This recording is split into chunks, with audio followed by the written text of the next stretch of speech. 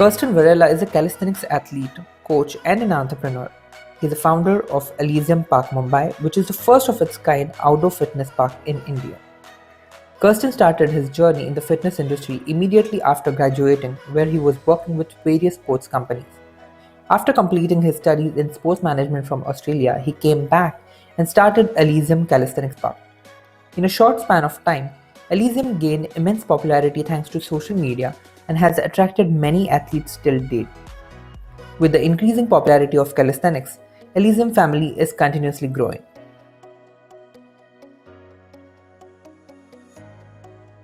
Okay, so welcome. Thank you so much, Kirsten, for agreeing to join us today. And I'm really happy that we are having this conversation. I have been an admirer for like more than a year, months, whatever. And I have been seeing your work and how your park has been blooming slowly and gradually, being more people added to it and more amazing and talented people getting added to the list, right? So first of all, thank you so much and welcome to the this particular conversation. Thanks all for having me. I am happy to be here. Let's do this, Uh, man. Let's talk. Yeah. yes, yes. So, Kirsten, before we begin with our question and answer and whatever stuff that we have for our audience, let me know what is your background, who is Kirsten Varela, what he has done professionally, personally, what are you up to, and Sure. what have you done?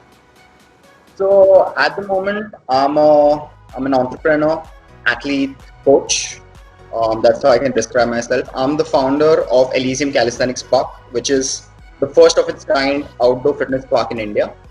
I'm also a certified coach in calisthenics and street workout, and I'm an athlete as well in calisthenics. So that's what I do. Before calisthenics, I've done a few things. Like I've studied quite a bit. I've got quite a few degrees. Like I've done a master's in sport management, a diploma in sport management, a bachelor's in business. I've also, worked for various sporting companies. So my life has revolved around, the sports industry. I've worked for a lot of companies, but eventually I wanted to start something of my own, and Elysium is my little project that I'm working on. Okay, so from what age you started working on in the sports industry? Like, how did it start for you? Yeah. So, ideally, once I started studying my bachelor's degree when I was 18, I was still confused and I didn't know what I wanted to do. But my goal was to always be part of the sports industry. So, directly after school, I studied science for a couple of years, and I was advised to take up physiotherapy. People were like, Okay. "Oh, you know what? You can study science and do physiotherapy, and that's going to be a really lucrative career for you." And I didn't really see, the journey towards it. All I could see was the end goal. Like, yeah, I'll probably be at some big cricket team or football team around players. That was what I had in my mind. But as I started studying for it, I realized this is not something I'm enjoying. This is not something that I could, really express myself and use my strengths. So for a couple of years, I studied science. I just studied a business degree, as I said, after that. And, as time moved on, once I was around 21, I got my first internship for this company called True Sports. It's kids out of home. They are into grassroots sport development. So yeah, I started at the age of 21. That was my first So this is opportunity. Mumbai based or somewhere out? Yes, in Mumbai. But the job made me travel as well. I went to places like Uttarakhand, Delhi as well. So I did travel for a bit, and it was a 3 month stint. So it was quite an enjoyable experience. So it was working with athletes or kids? How is it? It was working with coaches and kids. So as I Okay. said, they were into grassroots sport development. I was helping coaches, develop soft skills in order to um, train kids in the right manner. Like the coaches, for example, coaches know they are know know about the techniques of training others. But how do you speak to someone? How do you approach kids and stuff like that? So I was sort of like the bridge between that. So that was the kind of work I was doing. And when did the calisthenic come into picture? When was your Calisthenics first came, encounter? Like calisthenics the came back. proper calisthenic. Yeah, I'll tell you about that. So when I was around 23, yeah, I just made a really spontaneous decision of going abroad and studying a master's degree in sport management. So I went to Melbourne, Australia, And when I was in Australia, like I always was into fitness as well. I played a few sports like football, cricket, but I wanted to, build my body. I was really, really skinny. I had a goal, or I had a really shallow goal where I just wanted, to have good abs and big arms and stuff like that. No? So I used to go to the gym, but I didn't enjoy the gym vibe. When I went to Australia, there were these outdoor fitness parks everywhere. Literally every suburb had like one or two parks. So I used to go to these parks, train on my own, and do stuff, pull-ups, push-ups, dips, just random basic exercises. But that's where when I used to go to this class, I met people who were into calisthenics. So there was this community, and it was something I really enjoyed a lot. People encouraged you, everyone was friendly, nobody judged you, everyone was like, motivating you to do well. Then like about 2 to 3 months into my training, I unlocked this move called the muscle up. I don't know if you heard about it. It's like a little advanced calisthenics skill, yeah. Okay. And it takes time. It's not as simple as just doing a little pull up. You go all the way over a bar. The moment I unlocked that, I was like, this is for me. So that was towards the end of 2017, 2018. When I was around 23, that's where calisthenics, began for me. So I've been doing it like for the past 3-4 years now. So for how many years you were in Australia, and the idea of your calisthenics park came to you at that time when you were there or after coming here? How was it? So I'll tell you, that's quite an interesting question. What happened was, when I went to Australia, I always wanted to, study, learn about sport and events, and come back and create something for India, create something that was never done. And as I said, I was always into sport and I love football a lot. So my initial plan was to do something with football. So I had sort of like, an idea in mind. But after I came back after studying for 2 years and I did my research, I realized that idea was already taken. Because everyone's, in football, cricket, and all these big kinds of sports. So that's where I realized it's not really worth it, I mean, I could have done it, but it would be 10 times harder. But with calisthenics was still a hobby. I wasn't thinking about turning it into a business. So once I got here, like this was literally after 1 year of my education. I was doing a 2 years master's degree in Melbourne. After the first year, I came down for, like a 1 month vacation or so to meet my family. I tried searching for bars around the city in Bombay, but I realized, and obviously there were none. No. The thing was, there were bars, but in public parks, and there were like around 20-30 people on them. You can't really work out and do your own thing. So I was like, what, I had a little plot of land and I set up bars for myself. 1 pull-up bar and 2 dip bars. And a few of my friends were into calisthenics as well. So we used to get together, we used to work out. And one day we thought, we were like, what, let's just shoot a video and post it on YouTube and Instagram and stuff. We did that. The thing was, it didn't really go that viral, but it reached the right public. The correct people. It went to, the correct people. It was all over Delhi, Bangalore, Chennai. We started getting messages from people who were like, can we come and train with you all? So we were kind of overwhelmed and we were like, okay, there is some sort of potential that we could do with this. There's no such park in the country, no official park. And I thought about it, I was like, this is something I could do. So with the help of few friends, we just got together, we set up like, proper full-fledged bars, like the setup as you see on Elysium, that was set up in March 2018. And with the All India Strength was, it's a friend's concept. His name is Rajan. He had this concept that he wanted to start a strength competition in India. So I'm like, what, I have the place, you have the idea, let's all get together and start it. And that's where Elysium came into being. So Elysium properly came after you came back to from Australia, right? Or was it before? No, after I came back. Perfect. So okay, there's one addition I wanted to ask. This is very personal question I wanted to ask. I saw a video about your injury that happened, I guess, just before coming to India. Tell me about that, and tell me about overall your experience with injury. Now this is off topic, I know, but I'm just curious. That's all right. I like talking. I can talk about anything. So that injury, okay, what happened was, before that injury, I want you to understand my mindset at that point. Okay. I was progressing well. Okay, like I used to train usually by myself because I enjoyed, learning stuff, and my progress was turning fast. Like I was learning moves quickly. And during that time, my friends and I, as Elysium was growing, as our team was growing, we got a call for India's Got Talent. Okay. All right. Yeah. So my crew, we had a chance to perform.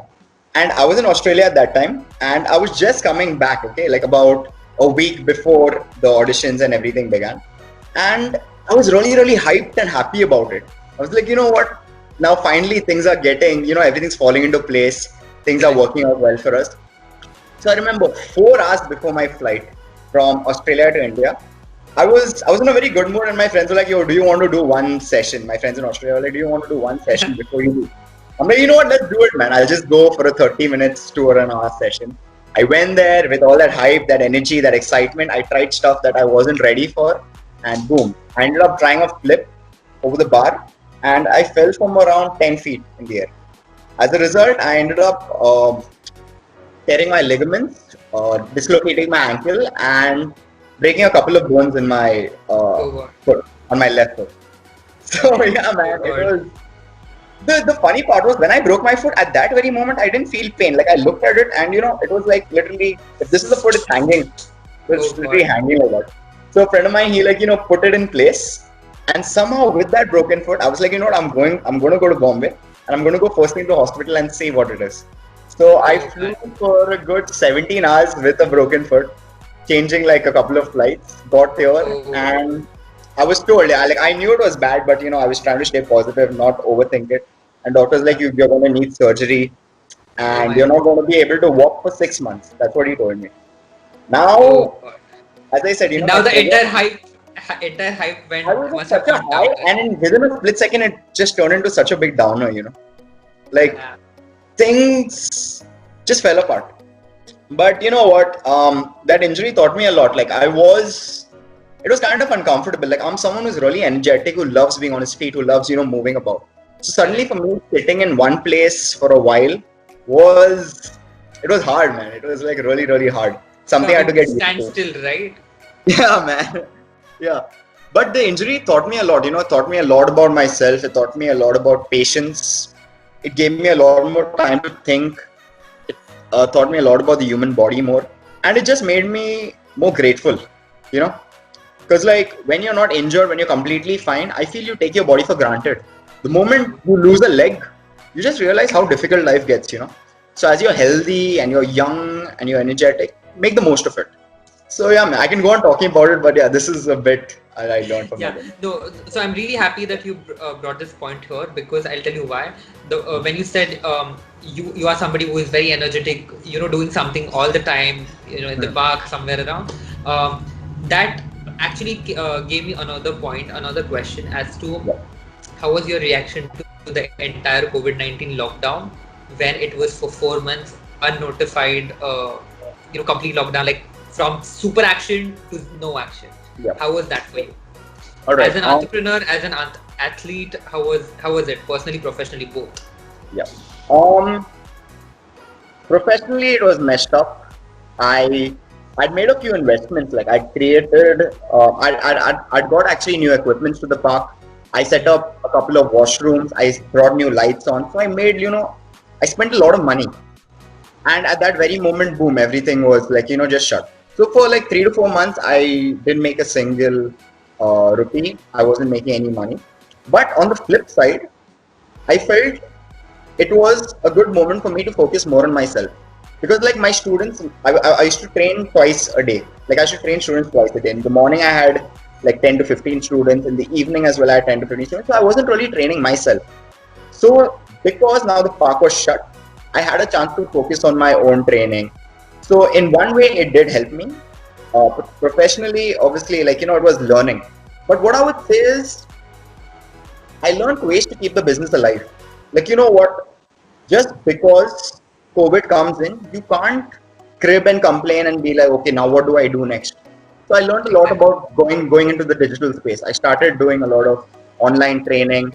I got a lot of, in fact, as I said, personally for me, I did a lot of these gigs. I had a lot of live workouts, a lot of online sessions happening. I had a lot of interviews. In fact, there were a few articles about me in the midday that had come out. Like people were like, okay, how are you working out at home and all. So personally, it was a period of self-growth. I grew a lot, not just physically, but mentally. I learned so much. I had a chance to interact with people. Like I had a chance to talk because there was so much more time on my hands. Correct. One good thing that Australia helped me, I used to talk a lot, but I still do. But now I listen a lot more and I understand people's perspectives. So, empathy improved a lot more. I understand people's perspectives, the way they think. And I would say COVID wasn't bad. It was a learning experience and a very positive experience for me. Perfect. I'm really liking how this entire conversation is going towards the point I really want to cover. I'll tell you why. Because the moment you said, we started off with the question of the injury, then talked about how being extremely energetic to coming to standstill, and that brought us to the next question. Now I'm going to ask you the another question, which is obviously the continuation of the discussion that we were having.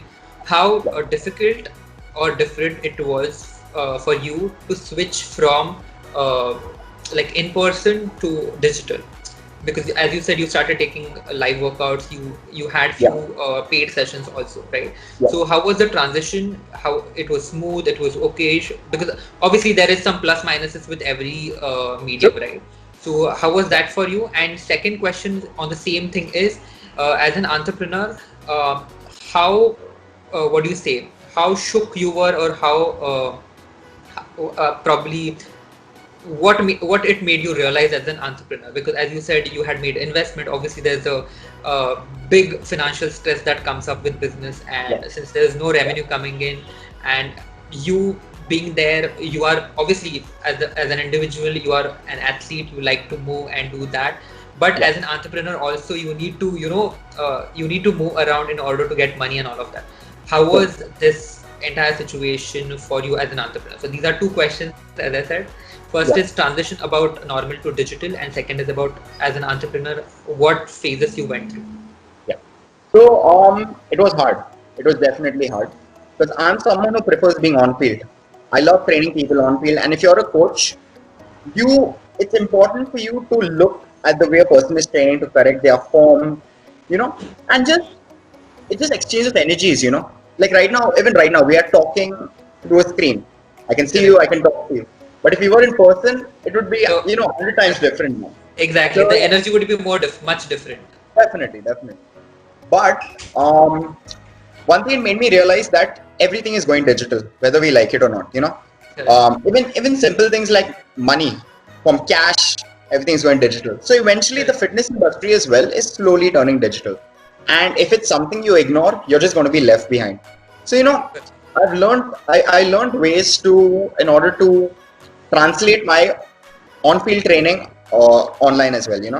It was a good experience. Some of my students who were already training at the park were quite eager to get involved.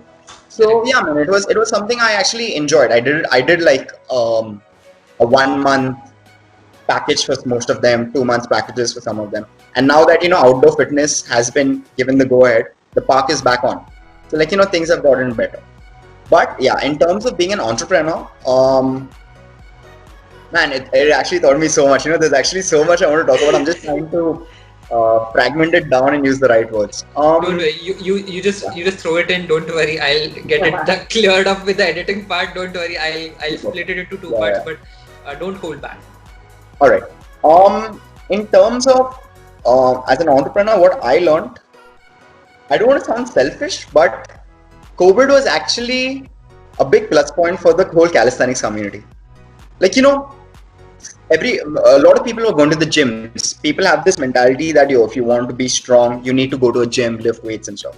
But now since gyms and everything was shut, everyone was in the house. What did people Correct. translate to? Body weight training. So Correct. suddenly everyone's talking about calisthenics, calisthenics, calisthenics, and all of a sudden, Elysium and even myself in particular, I suddenly started getting a lot of attention. Like people are like, okay, this guy is doing this. Why don't we, sort of see what he's up to?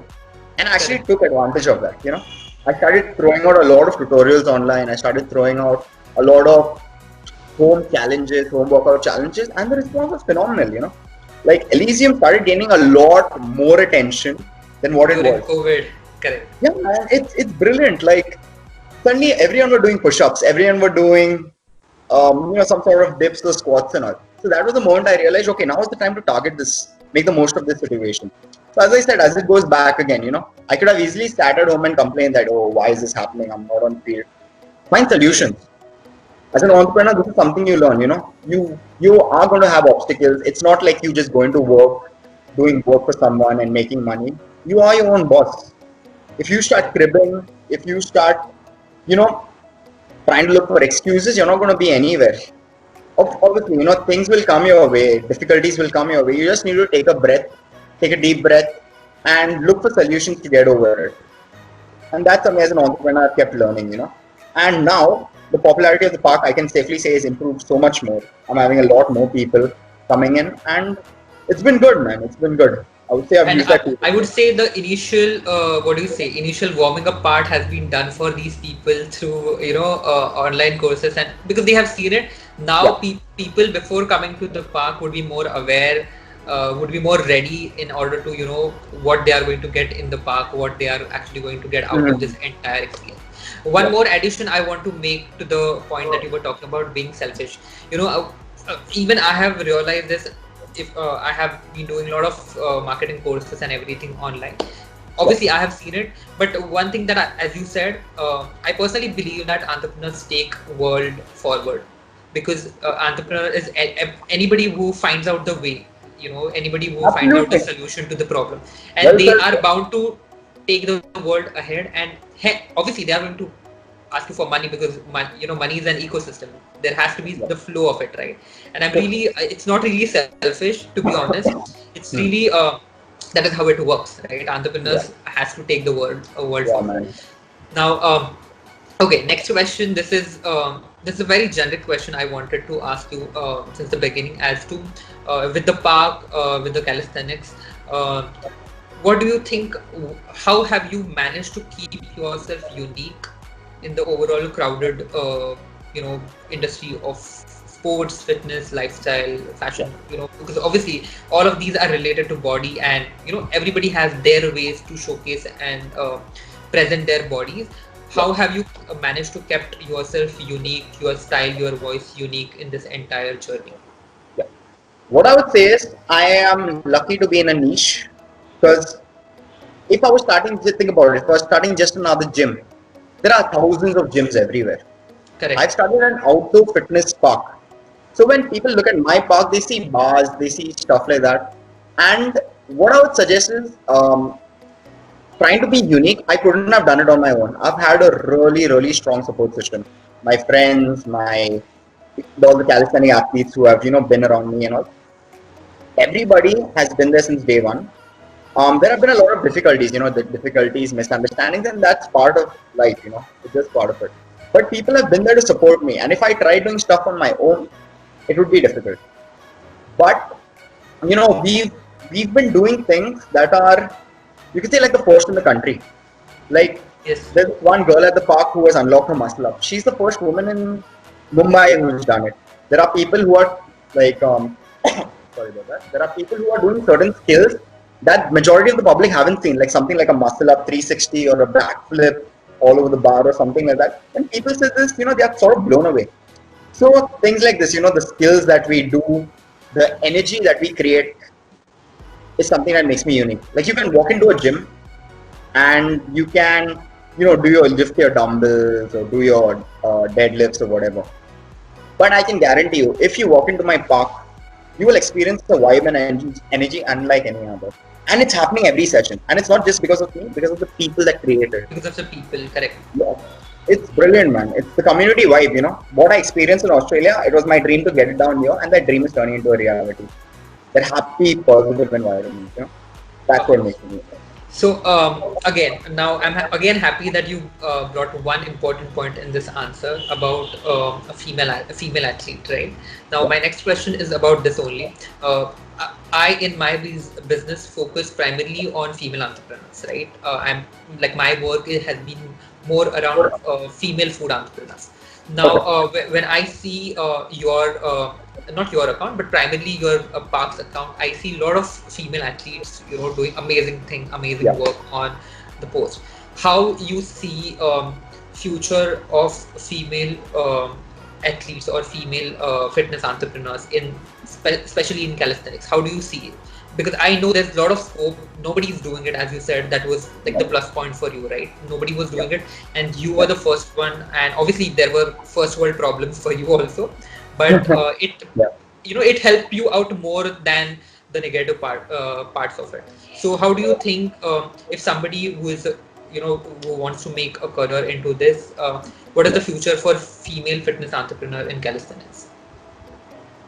The future, the potential is massive, bro. It's massive.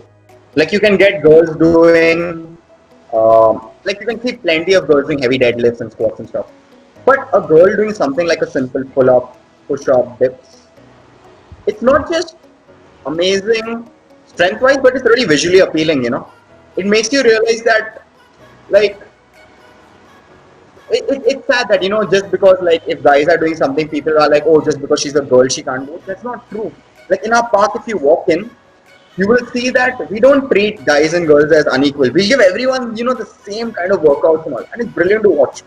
But definitely, um, a girl doing like a really, suppose a 50 kg dip or doing like 20 pull-ups in one go is really really awesome, and it really makes you want to see her more, want to know more of what she's doing and all.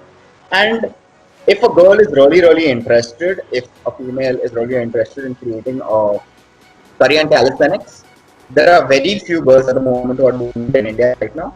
So if they want to do it, I would suggest now is the moment to attack the market. Do it now, make the most of it. If you think you have potential, you know, take about 1-2 years, completely dedicate your life to it and see where it takes you. Because I would say, like, there's definitely a lot of potential if you really, really try hard. Yeah. Perfect. So we are coming to the end of our conversation. I have two last questions. So one question is, in my business, I personally feel that a lot of people, including me, a lot of people, including me, do not do something because they feel that they are not ready. And when we were having this discussion, you also told me, that before starting, you were not really sure, you just got it started. But how important do you think starting before ready is it? Because a lot of people, keep having this idea that, oh, I can't do this because I'm not ready yet. I need to do this certification. I need to do this thing. I need to do that. I need to give this exam. All of these things, especially with fitness, they have certifications, falana dimkana cheeze, all of it are there. A lot of people use them as excuse. It's not them, it's their mind. I'm saying this because I have experienced this in my industry also. That's the main reason I'm asking this question. How do you think starting before ready is important? And why do you think it is important? I want to say 3 words for that. Regret is poison. Think about it. You have an idea in mind. Nobody has done it. Imagine right now, if we were talking right now, and 3 to 4 years ago, I had this mind where I wanted to start this park. I had the idea and I executed it. I was like, you know what? Let's just do it. Imagine till now if I didn't do anything and someone else did it.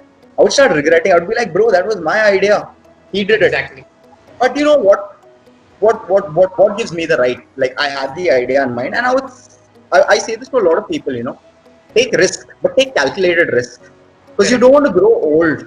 Like, I always picture myself, and I say it to all my students as well at the park who come with me. Picture yourself as a 60, 70, 80-year-old who doesn't have the kind of energy that you have right now, who doesn't have, the kind of mental strength that you have as a 20, 30-year-old, whatever it is. Correct. And you flash back and you think about your life and you're like, oh, when I was 20, I had this idea and I didn't do it. Oh, I should have done that. You don't have regrets. Whether you fail, it's okay. But the fact that you tried is what matters. So don't regret stuff. And the truth is, you'll never be ready, When I started my business 3 years ago, and what I'm doing today, bro, I've learned so much on field. So I'd say just take the first step and go with the flow, continue learning. Because if you want to be an entrepreneur or whatever you do, like, life is not a sprint, it's a marathon. Correct. You're going to go on and on and on, and you're going to learn something new each day. But just start. Don't be afraid, just start. Because regret is poison, bro. You don't want to regret not trying, Yeah. Perfect. And the last question, what is it, a piece of advice, a pulse of wisdom, anything you call, that you want to give it to fellow fitness entrepreneurs, newbies who want to get into fitness industry and start something of their own? In your case, you have built a world of calisthenic park. if somebody has something of something in their mind, how do they go about it? Any advice that you want to give it to them?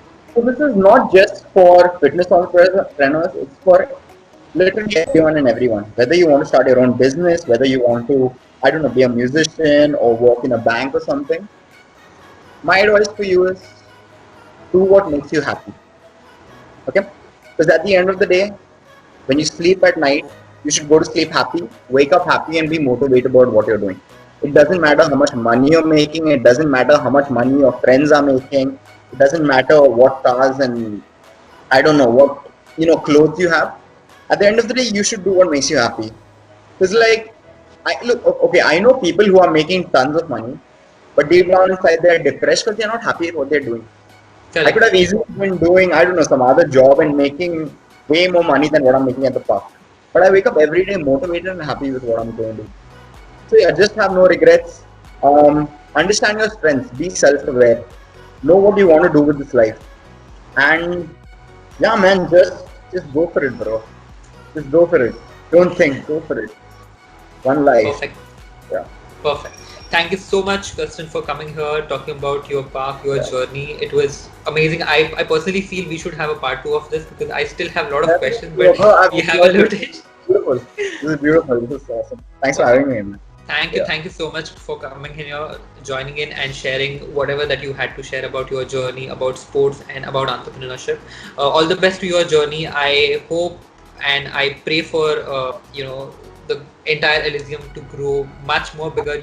You may have like in future at least like 4 or 5 parks in the city, at least in the city. Fingers crossed, bro. Fingers crossed. Yeah. Yes. Thank you so much, man. All the best. And all the best to you too, bro. I like what you're doing as well. Keep it up. And thanks. Yeah, man. Have a good one. Thank you. Thank you so much. If you like this video, head over to rahuldevkar.com and share your thoughts in the comment section. If you are into it, subscribe to my email newsletter to receive weekly updates from me. Thanks for watching.